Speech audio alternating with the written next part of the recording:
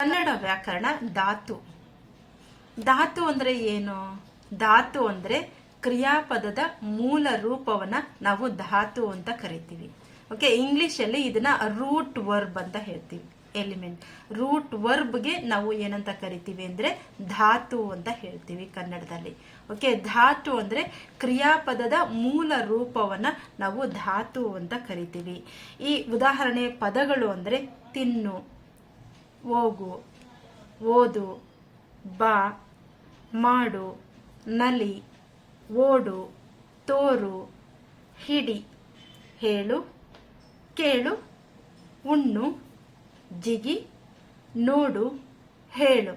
ಇಂತಹ ಪದಗಳನ್ನು ನಾವು ಅಂದರೆ ಇವೆಲ್ಲವೂ ಕೂಡ ಕ್ರಿಯಾಪದದ ಮೂಲ ರೂಪಗಳು. ಇವುಗಳನ್ನೇ ನಾವು ಧಾತು ಪದಗಳು ಅಂತ ಕನ್ನಡ ವ್ಯಾಕರಣದಲ್ಲಿ ಹೇಳುವಂತಹದ್ದು. ಕನ್ನಡ ವ್ಯಾಕರಣ ಧಾತು ವಿಧಗಳು. ಧಾತು ಅಂದರೆ ಕ್ರಿಯಾಪದದ ಮೂಲ ರೂಪವನ್ನು ನಾವು ಧಾತು ಅಂತ ಕರಿತೀವಿ. ಈ ಧಾತುಗೆ ನಾವು ರೂಟ್ ವರ್ಬ್ ಅಂತ ಇಂಗ್ಲಿಷಲ್ಲಿ ಹೇಳ್ತೀವಿ. ಧಾತುಗಳಲ್ಲಿ ನಾವು ಎರಡು ವಿಧಗಳನ್ನು ನೋಡ್ತೀವಿ. ಒಂದನೇದು ಸಹಜ ಧಾತು, ಎರಡನೇದು ಸಾಧಿತ ಧಾತು.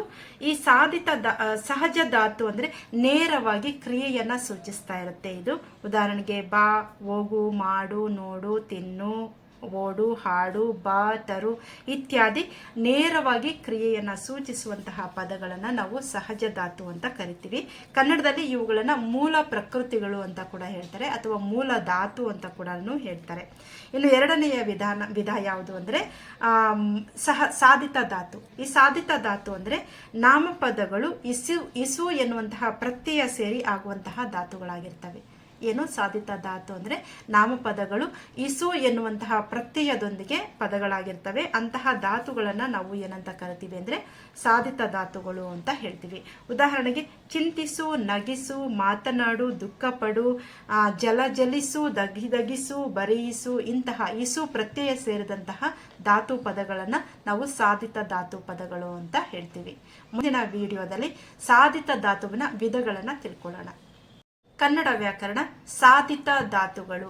ಸಾಧಿತ ಧಾತು ಅಂದರೆ ಇಸು ಪ್ರತ್ಯಯ ಸೇರಿದಂತಹ ಧಾತು ಪದಗಳು. ಸಾಧಿತ ಧಾತುವಲ್ಲಿ ನಾವು ಎರಡು ವಿಧಗಳನ್ನು ಕಾಣ್ತೀವಿ. ಒಂದನೇದು ಸಕರ್ಮಕ ಧಾತು, ಎರಡನೇದು ಅಕರ್ಮಕ ಧಾತು.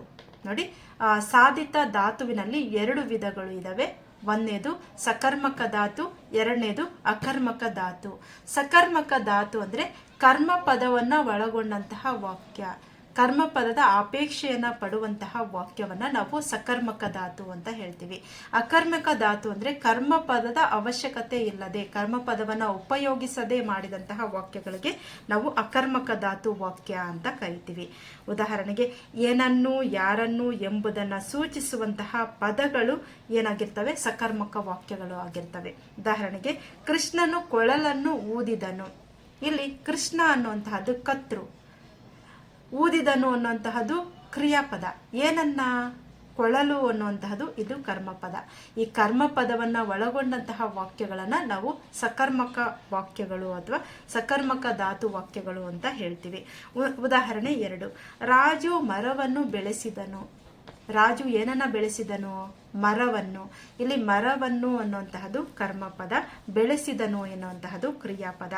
ಗೀತಾ ಪುಸ್ತಕವನ್ನ ಓದಿದಳು. ಇಲ್ಲಿ ಗೀತಾ ಅನ್ನುವಂತಹದ್ದು ಕರ್ತೃಪದ. ಏನನ್ನ ಓದಿದಳು? ಪುಸ್ತಕ. ಪುಸ್ತಕ ಎನ್ನುವಂತಹದ್ದು ಕರ್ಮಪದ, ಓದಿದಳು ಎನ್ನುವಂತಹದ್ದು ಕ್ರಿಯಾಪದ. ಇಲ್ಲಿ ಇಂಪಾರ್ಟೆಂಟ್ ಆಗಿ ನಾವು ತಿಳ್ಕೊಬೇಕಾಗಿರೋದು ಏನು ಅಂದ್ರೆ ಇಸು ಪ್ರತ್ಯಯ ಸೇರಿದರೆ ಅದು ಸಕರ್ಮಕ ಧಾತು. ಇನ್ನು ಅಕರ್ಮಕ ಧಾತು ಅಂದ್ರೆ ಕರ್ಮಪದ ಅಪೇಕ್ಷಿಸುವುದಿಲ್ಲ. ಇಲ್ಲಿ ನಮಗೆ ಕರ್ಮಪದ ಕಾಣಿಸೋದಿಲ್ಲ. ಉದಾಹರಣೆಗೆ ಸೂರ್ಯ ಹೊಳೆಯುತ್ತಾನೆ. ಹೊಳೆ ಎನ್ನುವಂತಹದ್ದು ಅಕರ್ಮಕ ಧಾತು. ನೀನು ಬಾ, ಬಾ ಎನ್ನುವಂತಹದ್ದು ಅಕರ್ಮಕ ಧಾತು. ಮಗು ಮಲಗಿತು. ಮಗು ಅನ್ನುವಂತಹದ್ದು ಇಲ್ಲಿ ಮಲಗಿತು ಎನ್ನುವಂತಹದ್ದು ಅಕರ್ಮಕ ಧಾತು. ಮಗು ಜನಿಸಿತು.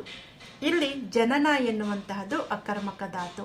ಹೀಗೆ ಕರ್ಮಪದವನ್ನ ಒಳಗೊಂಡಂತಹ ವಾಕ್ಯಗಳು ಸಕರ್ಮಕ ವಾಕ್ಯಗಳು, ಕರ್ಮಪದವನ್ನ ಒಳಗೊಳ್ಳದೆ ಇರತಕ್ಕಂತಹ ವಾಕ್ಯಗಳು ಅಕರ್ಮಕ ಧಾತುಗಳು ಆಗುತ್ತೆ.